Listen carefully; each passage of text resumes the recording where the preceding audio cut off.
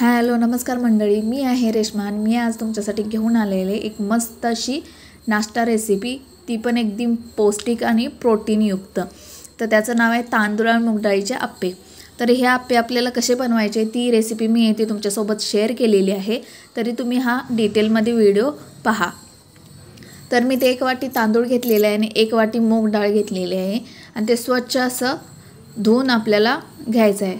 ही डाळ आणि तांदूळ आपल्याला मिक्स करून 2 ते 3 वेळा स्वच्छ धुवून घ्यायचे आहे।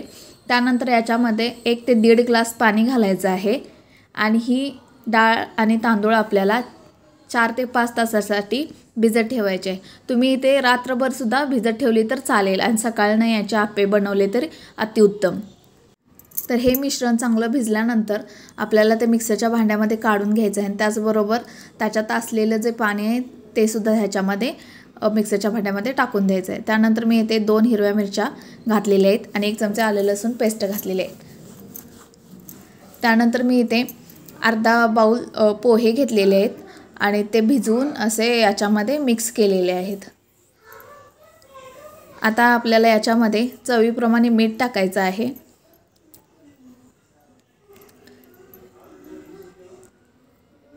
आणि मी इथे चवीसाठी एक अर्धा चमचा जिरे टाकणार आहे। आता हे सर्व आपल्याला मिक्सरला बारीक वाटून घ्यायचं आहे। तर तुम्ही इथे बघू शकता किती बारीक अशी त्याची पेस्ट झालेली आहे। आता हे आपल्याला सर्व एका भांड्यामध्ये काढून घ्यायचं आहे आणि 1 चिमूटभर याच्यात आपल्याला खायचा सोडा घालायचा आहे आणि हा सोडा आपल्याला त्या बॅटरमध्ये व्यवस्थित मिक्स करून घ्यायचा आहे। पोह्यामुळे काय होतं की आपल्या आप्प्यांना कुरकुरीतपणा असा क्रिस्पीनेस येतो, त्यामुळे पोहे इथे जरूर घाला। त्यानंतर मी इथे 2 बारीक कट केलेले कांदा घेतलेला आहे आणि त्याच्यामध्ये टाकलेला आहे आणि खिसलेले गाजर सुद्धा टाकलेलं आहे। बारीक चिरलेली कोथिंबीर थोडीशी टाकलेली आहे। तुम्हाला तुमच्या आवडीनुसार येथे तुम्ही व्हेजिटेबल्स टाकू शकता। आता हे सर्व आपल्याला मिक्स करून घ्यायचे आहे। हे आप्पे खाण्यासाठी लहान मुलांसाठी तसेच मोठ्यांच्यासाठी खूप पौष्टिक आणि प्रोटीनयुक्त आहेत। मूग डाळीमध्ये भरपूर प्रोटीन असल्यामुळे हे खाण्यासाठी खूप फायदेशीर ठरू शकते। त्यानंतर आपण त्याला तडका द्यायचा आहे। तर मी इथे 1 चमचा तेल घेऊन त्याच्यामध्ये अर्धा चमचा मोहरी टाकलेली आहे आणि 4 ते 5 कढीपत्त्याची पाने घेतलेली आहेत। आता हा तडका आपण आप्प्याच्या पिठामध्ये टाकून घ्यायचा आहे। याच्यामुळे काय होते की आप्पे खाताना असं घशाला एकदम दाटल्यासारखं होणार नाही आहे आणि टेस्टही खूप छान येते।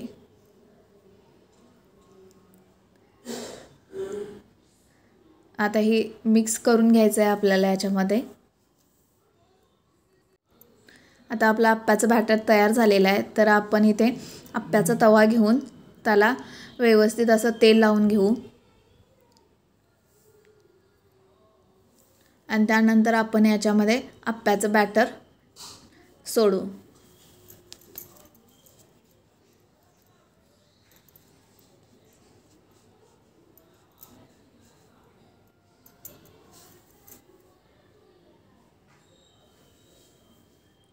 तर तुम्ही इथे बघू शकता की माझा आप्प्याचं बॅटर मी इथे आप्पे पात्रामध्ये टाकून दिलेलं आहे आणि आता आपण झाकण ठेवून 2 ते 3 मिनिटासाठी आपण भाजून घेऊ। आता एक साईड आपली इथे भाजलेली आहे। आता दुसरी साईड भाजण्यासाठी आपण आप्पे पलटून घेऊ।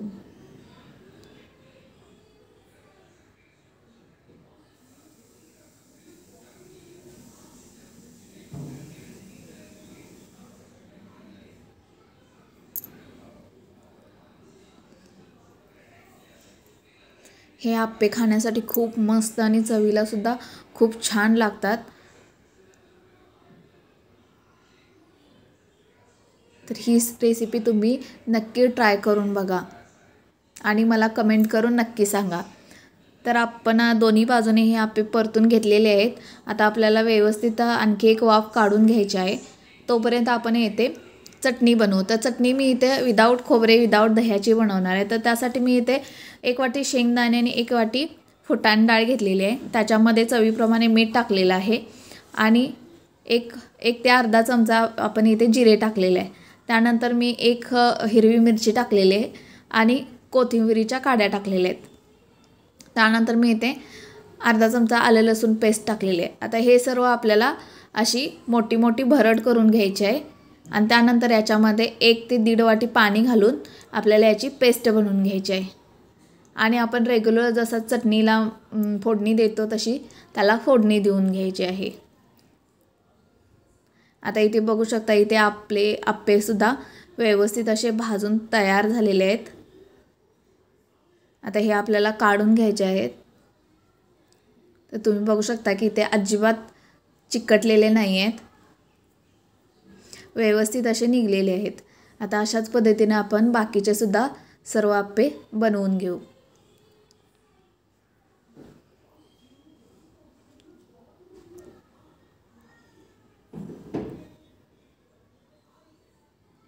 जर तुमची लहान मुले पालेभाज्या वगैरे किंवा व्हेजिटेबल्स खात नसली तर तुम्ही या पद्धतीने आप्पे बनवून त्यांना व्हेजिटेबल खाऊ घालू शकता.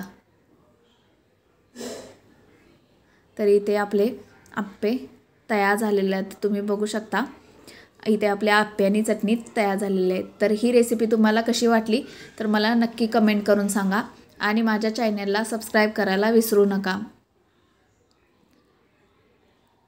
आणि माझ्या चॅनलवरती अशाच नवनवीन रेसिपी बघत चला.